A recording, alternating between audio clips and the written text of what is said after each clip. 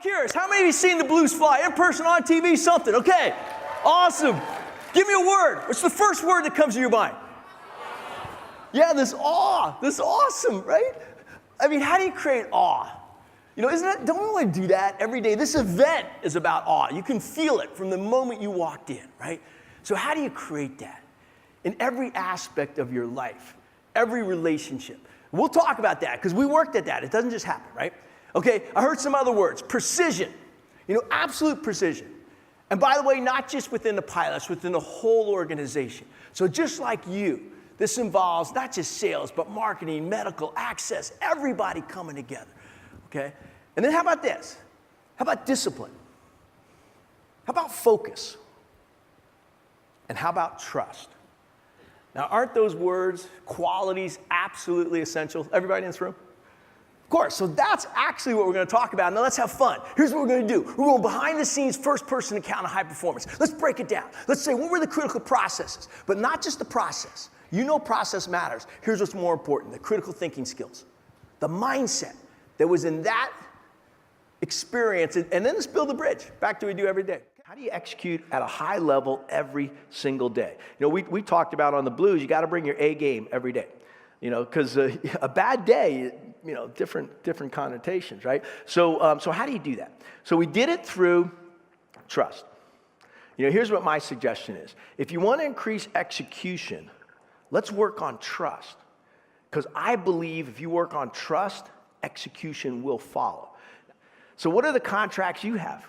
You know, right here in this room, within the flight departments, within the relationships of the people in the room. More importantly, what are the ones you can make? And I don't mean written contracts. See, I'm talking verbal agreements. I'm talking you look someone in the eye and you shake their hand and you say, you can count on me, I'm going to count on you. It's that simple.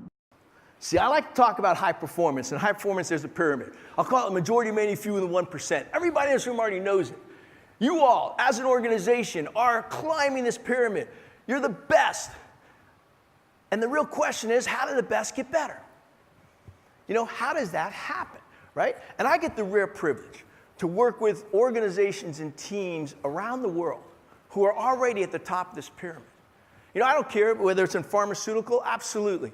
You know, whether it's in other elements of healthcare, whether it's in technology, down there at Silicon Valley, Wall Street, with the best financial folks, the best teams, and yes, the Golden State Warriors. I get to work with those people.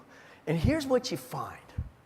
The people, the teams, the organizations that are at the top of this pyramid, they do things similar.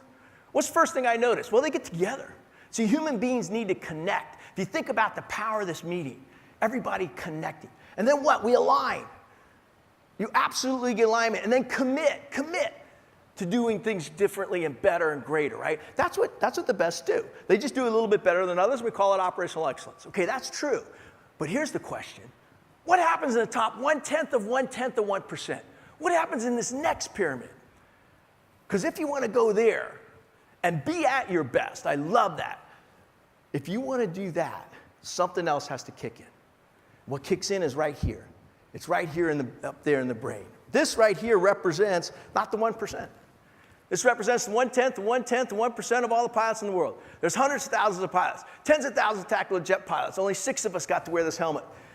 And half of us renew every year.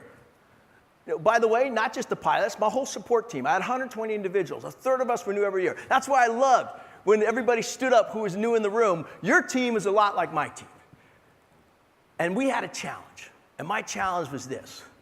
Not only how do I reach a level of excellence, how do I sustain excellence? How do I sustain excellence under change, changing markets, changing conditions, changing people? And I think what you'll find is what this helmet represents is a culture. And I will suggest this. It's a culture of excellence and a culture of caring, which is exactly who you are. I know this because I can see it. I saw it in your other teammates as we were playing that video earlier. You know, I see it in your results. It's powerful, right? It's very powerful. Okay, a couple cool parts about this helmet. First off, you see this visor? Okay, it's gold. Who else was alive when Neil Armstrong walked on the moon? Anybody else in this crowd? Okay, there's only a few of us left. Okay, so I'm a little kid, right? Yeah, I was a little kid. I'm at my grandmother's house, and I'm watching Neil Armstrong walk on the moon. This is actually Buzz Aldrin. But the reason you can see Neil Armstrong is see in his visor, see the lunar lander and Neil Armstrong? Because he's wearing the same visor. See, these gold visors allow you to look directly in the light and not blink, which I think is a pretty cool leadership metaphor. When the heat's on, when the pressure's on, can you look directly in that light and not blink? A couple of the cool parts about this helmet. See the back of it? There's a crest. Okay, we don't call it a logo, we call it a crest. Here's what's interesting. When you're selected for the team, you're not allowed to wear it. You're not allowed to wear it until your teammates tell you you've earned the right. We had this peer review process. Pretty cool. Also, there's a nickname. Okay, now, all fighter pilots get nicknames. We actually call them call signs. Let me give you the first clue. You don't get to pick it, and if you like it, it doesn't stick. Okay, so my call sign is Gucci. Well, no fighter pilot wants Gucci. You want Hitman, Viper, Iceman, Maverick, something cool, right? But do this. At the time, one day I wore this thin black leather tie. That wasn't even cool in the 80s, right? I was also living on a sailboat and driving an Alfa Romeo, so my teammates would call you Gucci, by the way. Okay, but I think what this helmet is, it's iconic, right? We all need icons in our life. Something that represents what you stand for. I said, where does these beliefs come from? So here's what I did. I came up with 4 P's just to help you remember it. First thing I believed in, that second was the process. The Blue Angels had a process. We had a system. We had a way to do things. You all have process and system. I believed in it. Keep them simple, by the way. Second P was the product. My product happened to be F-18. You all have amazing product and services. You are truly impacting healthcare. I believed in those. Third one was the people. And it wasn't just the 2,000 people in this room as sales leaders. It was all my support crew. I believed in each and every one of them. Okay, those first 3, guess what? Most companies have. It's not going to differentiate. Okay, they have process, they have product, and they have people. They try to make them as best they can. There is a 4th P, and I think it's the differentiator. And I think you're going to need to check yourself on this, both individually, and say, where is this? And it's a purpose. But I would suggest this. Purpose is not enough. It needs to be a purpose larger than self. It's critical. See, because I think that's where your energy comes from. It allows us to get up and do the things we do every day. It comes deep in here, and it has to be larger than yourself. And what's cool is I know you have that. You have that as a mission and hopefully as an individual too.